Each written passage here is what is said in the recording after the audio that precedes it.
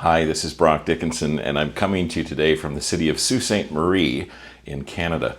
I wanted to talk a little bit today about the challenges that we face in economic development when it comes to the impacts of AI on the workforce. And really, there are two different versions of the story that we're hearing at the moment. One comes from economists, and the other perhaps comes from historians. And economists who have a worldview or a time frame that looks back over the course of 100 years or so that takes into account what happened in the 20th century say, we shouldn't worry too much about AI. Because what happens as technology advances is that some jobs are eliminated by those new technologies, but many other jobs are created in the process of adopting those new technologies. So true, we don't need horse buggy manufacturers, we don't need horsewhip makers anymore, but we replace those jobs with automobile manufacturers. Or we don't need lots of people on the assembly lines because we replace those jobs with robotics, but eventually those people can then transition into industries like software development and robotics manufacturing. And so economists tend to say, don't worry about the AI stuff. Yes, it will create some disruptions and some movement, but overall the impact of technological advance is positive for employment and positive for workforce in general. Historians say, hold on a second. Your time frame, your frame of reference is just too short to really understand what you're talking about. And rather than looking back over the course of 100 years, they look back over the course of 1,000 years and think about historical examples of technology emerging that replaces certain kinds of employment. And so, for example, they look at the advent of artificial looms and weaving machines at the beginning of the Industrial Revolution and the impact that this had on the economy.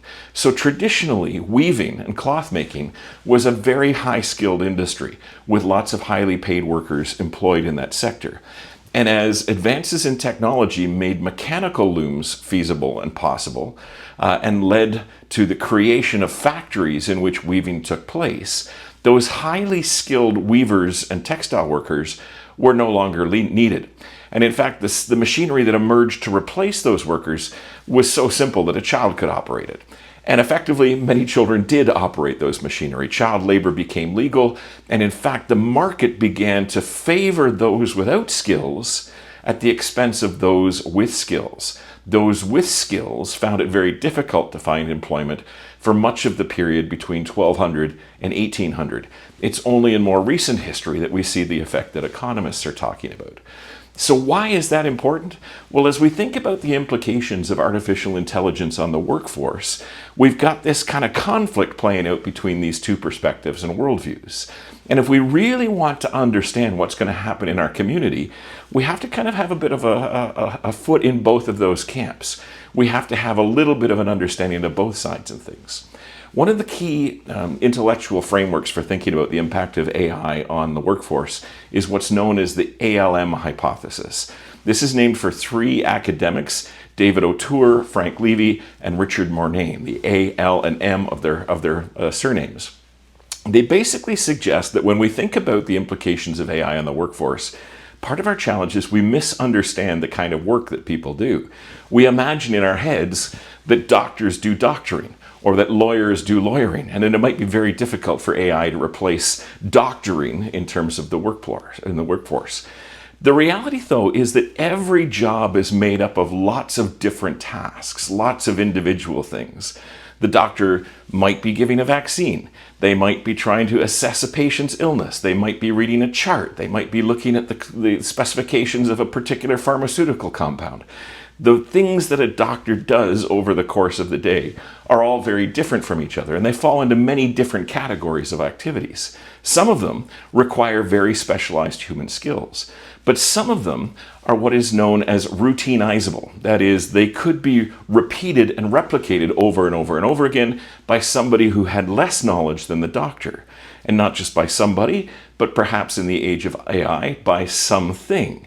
If something is easily routinizable and repeatable, then it's susceptible to replacement by AI. So a few years ago, McKinsey, the consulting firm, did a study of American employment. They looked at people working in 820 different job classifications. And they found that when they looked at what those people did, only about 5% of those jobs could be replaced by AI. So that's roughly around 40 of the 820 jobs could be replaced by AI. But those are the jobs that could be completely replaced by AI. In fact, when they broke jobs down into the various routinizable components and all of the different things that people did, not just doctoring and lawyering, but the specific activities that people were involved in, they found out that more than 60% of jobs were up to 30% routinizable. That is 30% of the typical work of somebody whose job was not susceptible to AI. 30% of that work could be done by AI under certain conditions. So let's think about the implications of that, for example. So imagine a lawyer whose highly skilled, highly technical sort of field of expertise allows them to sort of avoid the worst implications of AI. But if 30% of their work could be done by AI, even though the other 70% couldn't, the implication is that we probably need less lawyers. So if 30% of lawyers' work is routinizable and is replaceable by AI as a result, then we probably need 30% fewer lawyers. And this is where the implications for the workforce start to play out in very real ways. There's a sense that the routinizable aspects of many jobs are actually larger than we think about. And in fact, as technology advances and the power of AI and other tools like machine learning and robotics continues to advance, more and more of the work that we do is ultimately routinizable. And so there is this sense that the implications for workforce development could be pretty significant. This has prompted an academic at Harvard University named Richard Freeman to pen an article known as "Who Owns the Robots Rules the World," in which he thinks about the long-term implications of this for the economy.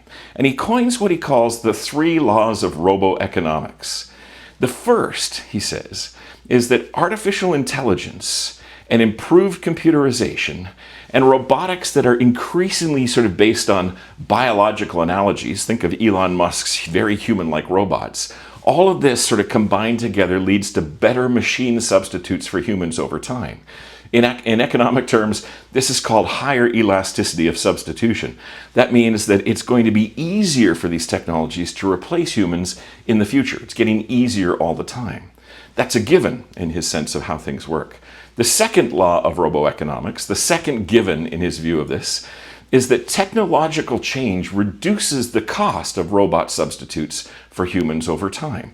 This is basically Moore's law coming into effect. But essentially, what's very expensive to ask a robot or an AI system to do today will be very inexpensive to ask them to do tomorrow. That means that the production costs associated with robot substitution are declining. So as robots get more powerful and robots get cheaper, it becomes more and more advantageous for companies to utilize AI and robotic systems to replace human workers, which leads to his third law of roboeconomics. And in this one, he says the effects on people's income depends who owns the robot. Essentially, if you own the robot that replaces you at work, doesn't matter too much because the income that you lost from not doing that work is going to be gained by the robot who's doing the work for you, and you reap the benefits of robot ownership. However, if somebody else owns the robot or the AI system or the technological tools that are replacing your work, then you lose the wages and somebody else gains the economic benefits. Somebody else wins because they own the robots. And in his sort of very academic and technical assessment of this, this leads Freeman to write the famous line, "But if I own the robot that does your job, tough luck, sucker, who owns the robots rules the world." Now that's a tough pill to swallow. And it does leave us with some really tough questions. Because if the billionaires of the world own the robots, then they're the ones who will reap the benefits. And the alternatives to that at the moment seem to be few and far between on the ground. We've tried to talk about things like universal basic income. That seems to be unacceptable at a political level from both the left and the right, and so that's kind of fallen off the agenda. So what does that leave us with? Well, at the moment, we're cruising towards a world where the robot owners, the Mark Zuckerbergs, the Elon Musks, the Bill Gateses of the world, do own the robots and reap all of the economic benefits. What's the alternative to that? Well, we need to think about structures through which other people, including ourselves, can start to own the robots, can start to reap the benefits of the introduction of artificial intelligence. And that could come in a number of formats. It could, for example, arrive through things like unions taking on initiatives to own robotics and AI systems. That's not completely unthinkable. Think about some of the larger pension funds that unions have in place. They already own major league sports teams and multinational corporations. Perhaps they should be investing in robotics and AI as a way of guaranteeing future income to their members. Maybe communities or self-identified communities can own the robots and the AI systems in the future. If we think about the way that maker communities have organized themselves to sort of own and operate additive manufacturing and 3D printing technologies, perhaps there are opportunities for sort of guilds and informal associations to self-organize into robot or AI-owning structures that allow the members of those associations to benefit from the rise of AI and robotics. Probably we're going to have to experiment with some of those ideas and a whole lot of other things because we simply don't have the solutions out there yet to understand how we can kind of offset the problems that Freeman has identified in his work.